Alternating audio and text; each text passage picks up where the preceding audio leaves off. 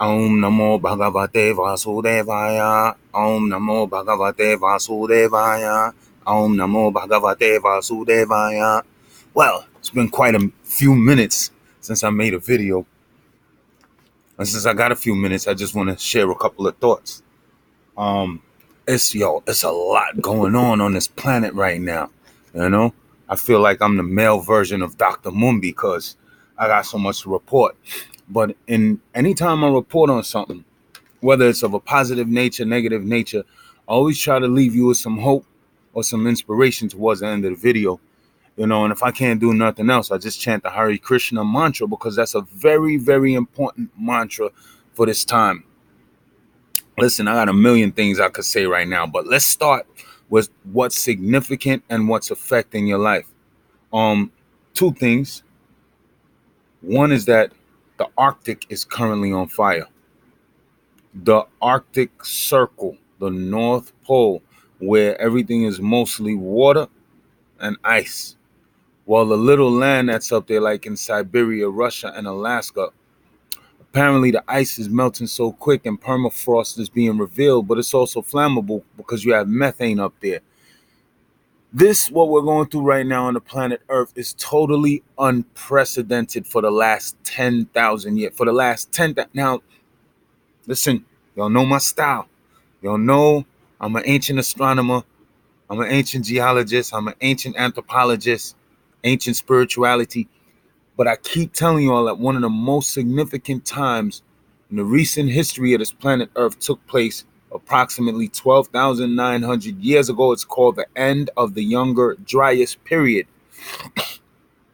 We saw a lot of things. The humans that were alive at that time, they saw massive floods. They saw comets come in or meteorites come in from outer space and hit the ice caps. And then next thing you know, we got 7,000 mile per hour winds blowing through our civilization. You got fires blowing through your civilization at 7,000 miles per hour. You got water.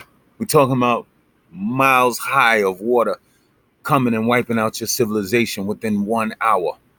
These things, our ancient human ancestors witnessed these things, and these things were so crazy that they rewrote our genetic code.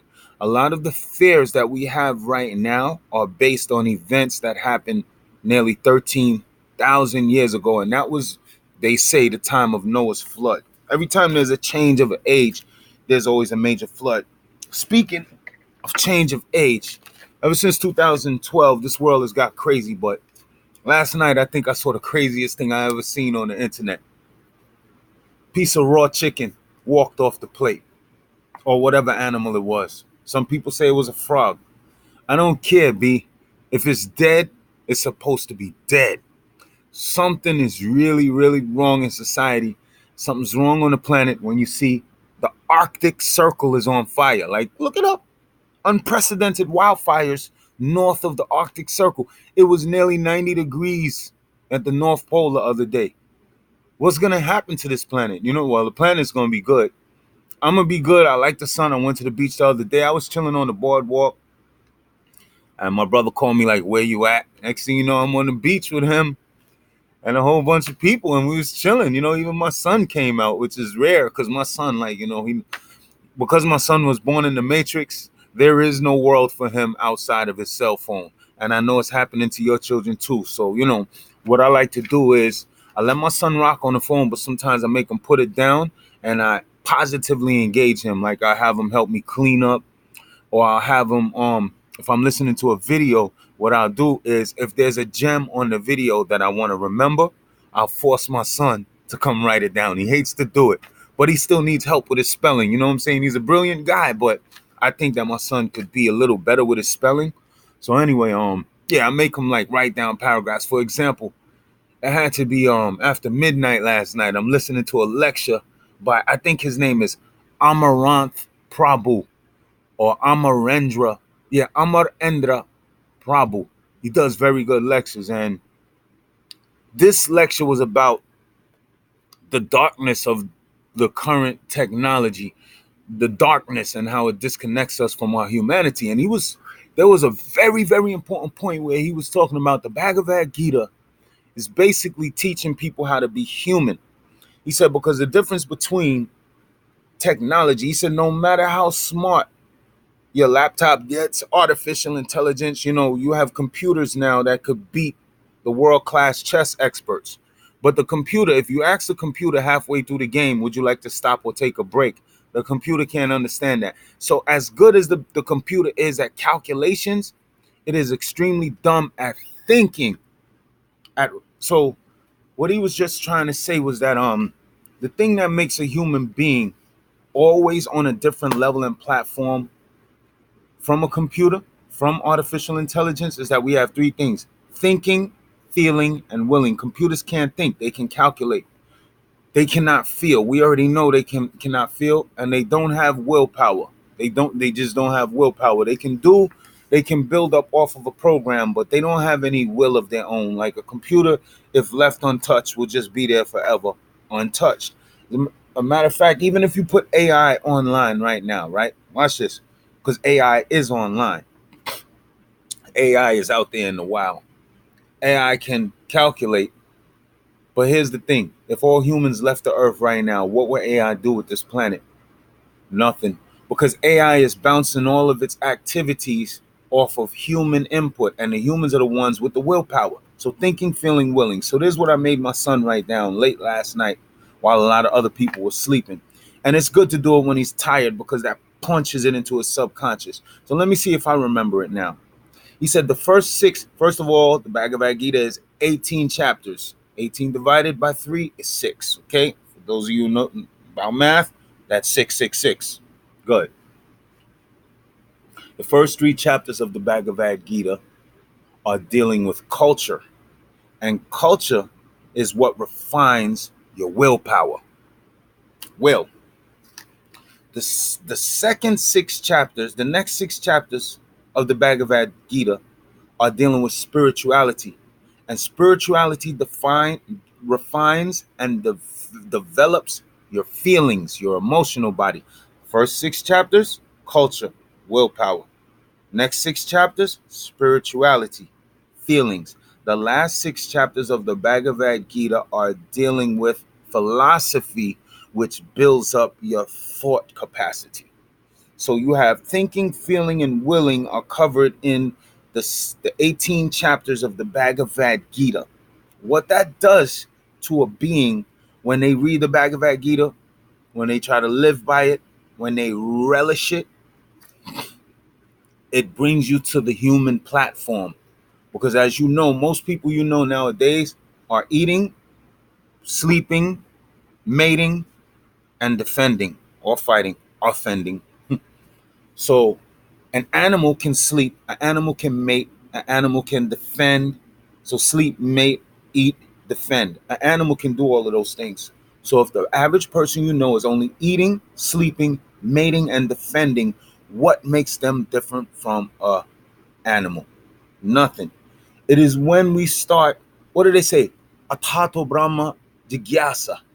When a living entity starts to seek out the Supreme Brahman, when he starts to seek out God, his relationship to God, his purpose to God, or even question, does God even exist? And if he is, what is my relationship to him? Why did he create me? When a human being starts asking those questions, then he has arrived at the human platform. But still, we need the information of the Bhagavad Gita to actually coalesce it. So let's put it this way. The human being, when he starts to question the nature of reality, he's like a person who goes to the supermarket and buys everything that you need for soup, the stock, the beans, the seasonings, whatever it is you put in soup. You went to the supermarket and bought that. But the Bhagavad Gita is the container in which you boil the soup in. It provides the structure or the framework for that which is to later to become soup or humanity. Again, so us striving as an individual, that's good by itself, but it's not complete.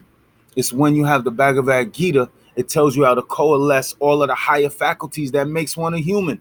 And then when we get to the human platform, when you become 666, because your body is already what? Everybody breaks it down on the internet. 6 protons, 6 electrons, 6 neutrons. So yeah, that's what makes up the body of the beast. All human beings are beasts if you believe the Anunnaki story. Because the Anunnaki allegedly, they grafted us or they manipulated us genetically to become their slave race. So all human beings, black, white. Speaking about human beings, I just found out my blood type the other day. Thank you, everybody. I'm a normal monkey man. That's right. I'm O positive. I got regular blood. But for some reason, I'll be very honest. A lot of ladies I've been attracted to in the past, or ladies who have been attracted to me, have been Rh negative. Straight up. I've had quite a few Rh negative girlfriends. I don't go out there on a Rh negative dating website. It just happens like this. Even my newest doctor right now is Rh negative. The only reason I knew, hey, what, she's your girl? No, because according to the country she's from, I figured out that she was Rh negative. I listened to her accent. I guessed what country she was from. Or I was off, but I was close. And then when she told me what country she was from, she's from Romania. I said, you're Rh negative. I knew she was Rh negative. And yeah, because a lot of those Romanians now, Rh negative blood. A lot of people expect these people to be extraterrestrials or some other species. I don't know, but I know that humans were engineered to be a slave race, or should I say gold diggers. And another thing, the only reason why men hate gold diggers is not that because gold diggers are bad, because as soon as the average man who's never had nothing, as soon as he gets a little money, first thing he does is splurge his money on women. That's how men, it's our nature, because actually we're protectors and providers. So us in this modern world, making it rain, dropping all that cash on women, it's just it's ingrained in us. It's ingrained in us to be protectors and providers. So we just use what we have in modern society to impress women. So if you get money, the first thing you do is go look for the gold diggers, or you go look for women who need something or what have you. So you could feel like a hero and better about yourself. You're just fulfilling a part of your destiny as a being who's in a male body. Just like a woman, she facilitates her desires as soon as circumstances permit. She will have a child, or she will take care of somebody else's child. Because it's a woman's nature to be very loving and have a big heart, a big soft heart. And that's okay. That's what keeps civilization stable. Because if everybody was like men, matter of fact, they got a transgender athlete out there right now who's breaking women's skull out there. But it's actually a man who looks like a woman breaking women's skull. They allow that in the MMA now. You could be born as a man, but because we're so politically correct and we're so liberal, and the lesbian, gay, queer movement is so powerful, that you basically can put a person who was born born as a man in a woman's position to compete against other women. You let me know in the comments section if you think that's fair, and would you let your daughter fight against a shim that's 3 times her size? You just let me know. And I said shim, right? I'm not trying to be politically correct for anybody. It's a she who used to be a him. It's not a derogatory statement. You should be proud that you came out as cornflakes and you changed yourself into Captain Crunch. It's okay. There was a person in the Mahabharat war name, I believe his name was Abhijit, and Abhijit was born as a female. And if you read the story, you'll find out how Abhijit became a male. And that one person changed the course of history, because it changed the course of the war, the Battle of Kurukshetra, which was the most important war known in human history. The Battle of Kurukshetra, you can find the story in the Mahabharat, and you'll find out what led up to this person being born as a woman, but being on the battlefield as a man, and how that changed everything for the course of history from that day to this time, 5,000 years. So remember, the Arctic is on fire. Your chicken now has the ability, like, really think about that for a minute, that a dead piece of meat could walk off a plate. It's either something going on in CERN labs, and they're letting entities into this atmosphere. And I mean, we only know we don't even know where it's going to go from here. But as always, I ask you kindly, chant Hare Krishna, Krishna Krishna, Hare Hare, Hare Rama, Rama Rama, Hare Hare. Because I don't know what else I would do if I saw a piece of chicken walking at me off the plate. Another thing, police in New York City are now being assaulted with water, liquids, and other forms of liquid. Now, I'm just going to tell y'all, right? You can indicate by what's going on in certain parts of New York, and you can find out what's about to happen in the near future. Just like when the crime goes up in the subways, that means you're about to have a crime wave underground. Everything in New York seems to come from underground, something like that movie Us.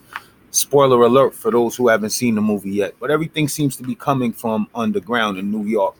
Now people are starting, people are very angry. Subconsciously, Eric Garner is still on our mind. A lot of things are still on our mind. Our relationships with the police are still on our minds. And now you're seeing people acting out. At first, it seems benign. It's just water. It's just a bottle of urine. At first, it seems benign. But it can easily cross over from water to other forms of caustic liquid, acidic liquids, to bodily fluids, to just straight up weapons. So things are starting to escalate subconsciously. This happened in two different parts of New York. It happened in Harlem and in Brownsville. So when you see something like that, that means it's either something in the air or the water. Something is going around in the minds of the people that's making them rebel against the system. Remember, you rebel against the police. The police are the lowest level of government. They are the level of government that interacts with the people every day. The police are not here to serve and protect you. They are here to protect property and assets from theft and damage. You can ask them that. That is a policeman's job. And the only power that a policeman has that you don't have is the ability to execute a warrant. And also, I don't even think arrest, because arrest is something a citizen can do. Matter of fact, this crazy dude who just killed that mafia man in Staten Island, he tried to do a citizen's arrest on. Oh, he went to the White House to arrest somebody, or he went to the mayor? Like, dude is crazy, B. He went to arrest the mayor. I mean, there's a couple of politicians I myself would like to arrest, but it's obvious you American people don't know what's in your best interest, and you support tyrants and despots, and you're going to get exactly what you deserve. So France is being judged right now. They got the heat wave of forever. So does London. They have a heat wave. I mean, these guys are breaking records that have never been broken before. These guys, and remember, the European body is not designed for heat. One, air conditioners draw a lot of electricity, and electricity and energy costs a lot in Europe. So a lot of people don't have air conditioners. And an air conditioner is a luxury item for more wealthy people because they don't have very hot summers. So you don't need air conditioners up there like that. So when they get these heat waves, hundreds of people die. So Europe is being judged, and according to one of the comments that I read on Instagram, that's because of how they mistreated the Hebrew people who were enslaved in those European and American countries. And America's going to get it last, but get it worse, because the 400 years is drawing to an end. So, I always just tell people, if you can, just buy some land and get ready to plant some seeds, because you won't be able to depend on your paycheck, the market. This is just at worst case scenario. Things could always shift, and we could go to a utopian society if we get some intelligent beings running the show. And also, shout out to all of the black people of the planet Earth, specifically because there's a movement on this planet Earth that was designed to take advantage of your best abilities. You are the people of song and dance. You are the people of soul. And there was a soul movement out there. There was a ritual sacrifice called Hari Nam Sankirtan. And when you original melanated, carbonated people of the planet Earth take to the process of the Harinam Sankirtan, I really believe that with your gifts and abilities combined with that spiritual uplink, that we could really change this world and bring back in the golden age. We are the last piece. Don't let nobody fool you. We are the stone that the builders rejected. So when we are inserted back into our proper place, just like you put the proper capstone on the pyramid, things will start working again. Okay, so all we got to do is find our place at the lotus feet of the Lord, and everything's going to take place rapidly, and it's coming soon. So I just like to shout out my people and just say Hare Krishna, Krishna Krishna, Hare Hare, Hare Rama, Rama Rama, Hare Hare, and chant that mantra, because this world is only going to get crazier till it gets better. Peace and blessings, y'all.